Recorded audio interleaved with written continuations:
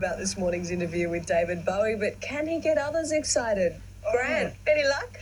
No one yet, Mel. Sadly, the only people on the Piedmont Bridge are runners and cyclists, so unless I sort of stick something in their spokes as they go past, so far we have to go the full distance and sing a David Bowie song on air for the chance. Oh, hang on, here's a bloke coming behind you. Just over there. Over here? Grab him. Let's have a go. See. G'day, mate, how you doing? Do you like David Bowie at all? No, really, man. Not really? No. Do you reckon you can sing any of his songs? Golden Years, any of those? Oh, Rebel. Rebel. Oh, that's it. Oh, yeah. Any dance? Just bonus points. In rock history, and today marks the release of his 26th album, Reality. And once again, it's already being hailed by critics as another masterpiece. He did a great new version of Rebel on it. Our very own Catherine Tulich, who you met on Friday, had the rare pleasure of sitting down with Bowie for this in-depth and very personal interview. Few performers have had the impact, the influence and the longevity of David Bowie. From the early 70s, he has been rock's chameleon, the man who gave pop music a gallery of images, from the orange-haired punk alien of Ziggy Stardust to the baggy-suited thin white duke. He may have had many imitators, but Bowie's style is so unique, it seems he was always one step ahead of the next fashion.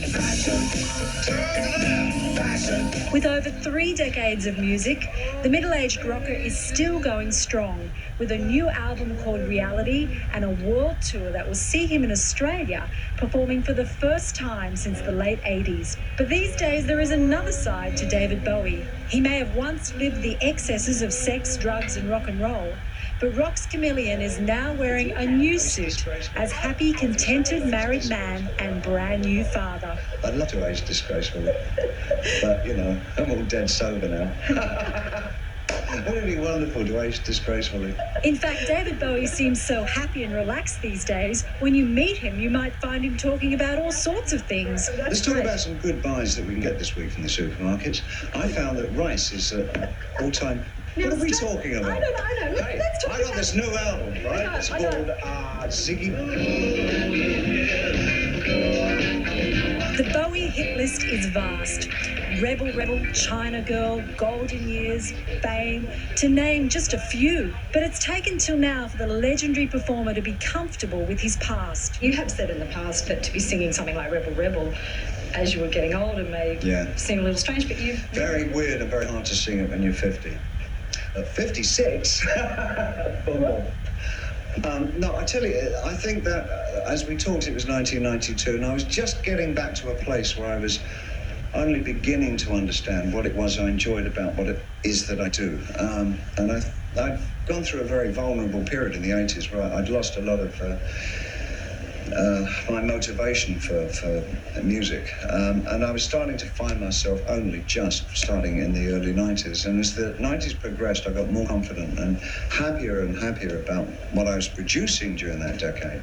I know that the stuff is very strong that I'm doing now, so I don't, you know what I mean? I don't feel intimidated by my own past. Not only is Bowie at ease with his past, he's even prepared to have fun with it. His new album, Reality, features a track called Never Get Old, which was recently turned into an ad for bottled water on French television.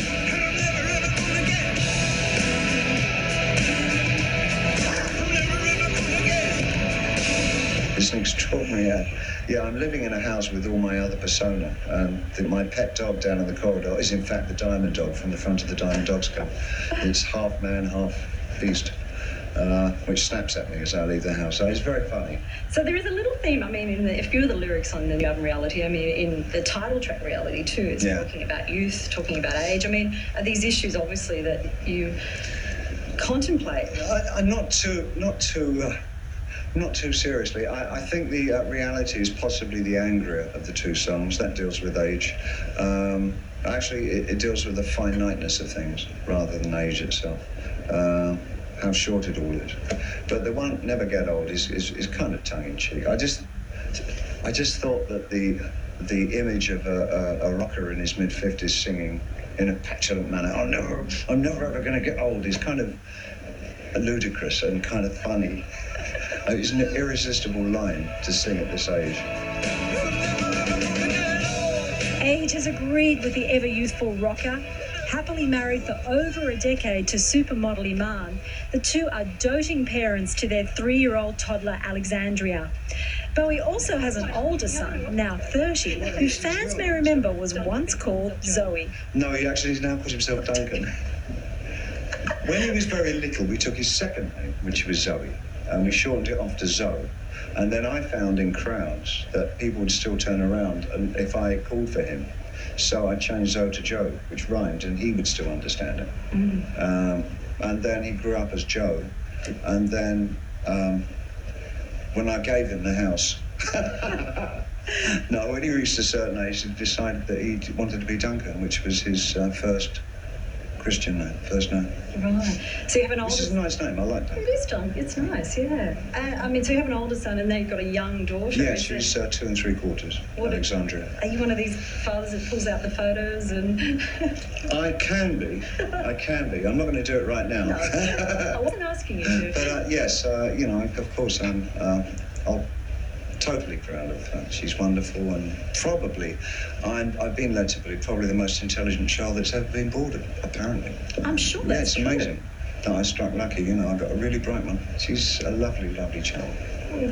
I mean, it seems like... Said going all gooey. Oh, yeah. I mean, you recorded the album probably just a few blocks from here where we are in New York. Not too far at all. Your life is really, I think I've read somewhere that you've become like you don't go above 14th Street. No, absolutely. The old adage is certainly true for me, you know. I have a piece of rope and I tie it to my left ankle and it only lets me go about half a mile in any given direction. But it's interesting because, you know, as rock star, I mean, if you want to put that term, I mean... Rock God, please. Rock God, I'm sorry. Thank you very much.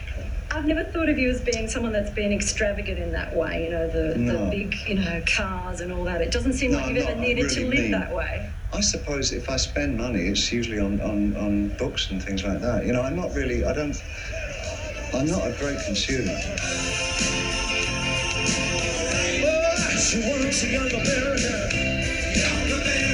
Bowie plans to keep the family together when he tours. In fact, his visit to Australia will be a chance to finally finish that honeymoon he began over 10 years ago with Iman. I don't know why we didn't continue our travels when we were on our honeymoon, because we certainly got about a bit. I mean, we got to Indonesia and Bali and Japan, but we never made it to Australia. So it'll be a bit of a family affair when your daughter... Yeah, during the course of the tour, they'll be in and out. He's terrific, isn't What a he? nice guy. Doesn't he just seem normal? Isn't a classic though? You name your son Zoe, and he ends up changing it to Duncan later on. That is a good lesson for anyone who comes up with a weird name for their kid, I reckon. Okay, because Zoe wasn't on my list if it was a boy. And Noodles. Noodles, Okay, yeah. Noodles. Well, did you seem such a nice bloke? Not like a rock god, as it says. And the new album out today has a real touch of the old Bowie rock and roll. Yeah. And Tony Visconti is the producer of it, which he is